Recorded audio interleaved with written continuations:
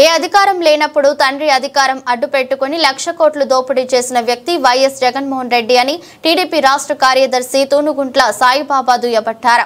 మండల కేంద్రం బట్టిప్రోలు టీడీపీ కార్యాలయంలో ఏర్పాటు చేసిన విలేకరుల సమావేశంలో మాట్లాడుతూ కులాలను రెచ్చగొట్టడం, అరాచకాలు, దోపిడీలు, దుర్మార్గాలకు పేటెంట్ వైసీపీ అని, దానికి నాయకుడు జగన్మోహన్ రెడ్డి అని అన్నారు.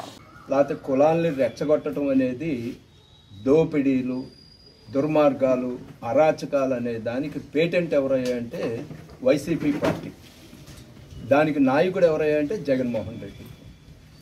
ఏ అధికారం లేనప్పుడే తండ్రి అధికారాన్ని అడ్డం పెట్టుకుని 1,00,000 కోట్లు దోపిడీ చేసినటువంటి వ్యక్తి అధికారం వచ్చిన తర్వాత 5 ఏళ్లలో సుమారు 4,00,000 కోట్లు దోపిడీ చేసినటువంటి చరిత్ర జగన్మోహన్ రెడ్డిది, వైసీపీ పార్టీది.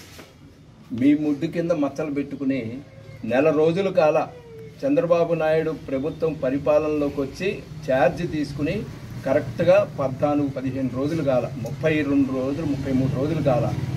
ఇంతలోనే ఏదో అరాచకం జరిగిపోయింది, దుర్మార్గం జరిగిపోయింది, అవినీతి జరిగిపోయింది, కుల దోషణలు జరిగిపోతున్నాయి, కులాల మధ్య రెచ్చగొట్టి విధ్వంసం సృష్టిస్తున్నారని చెప్పని అవాకులు చవాకులు పేరటం అంటే ఆయన అజ్ఞానానికి నిదర్శనం నిన్నటి రోజు జరిగినటువంటి ప్రెస్ మీట్ అని నేను ఈ సందర్భంగా చెప్పదలుచుకున్నాను.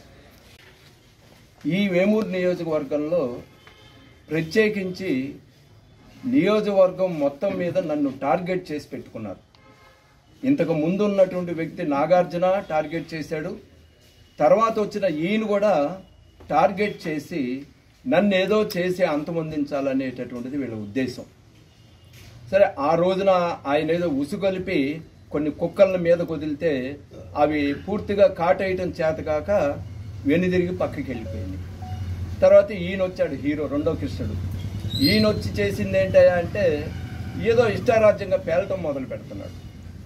29వ తారీఖు శనివారం అద్దేపల్లి గ్రామంలో ఒక ఇన్సిడెంట్ జరిగింది.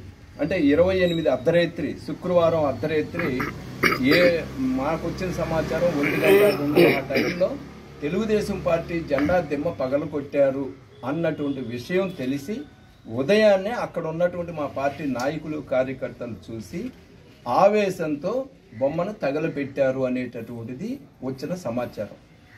నేను దానికి మా వాళ్ళకి ఒకటే చెప్పాను, ఇట్లా పగలగొట్టారండి అని నాకు ఫోన్ చేసినప్పుడు మీరు ఎవరు తొందరపడతా ఆఫీస్ దగ్గర రాని మాట్లాడి దానికి ఏం చేయాలో మనం చేద్దామని చెప్పి పిలిస్తే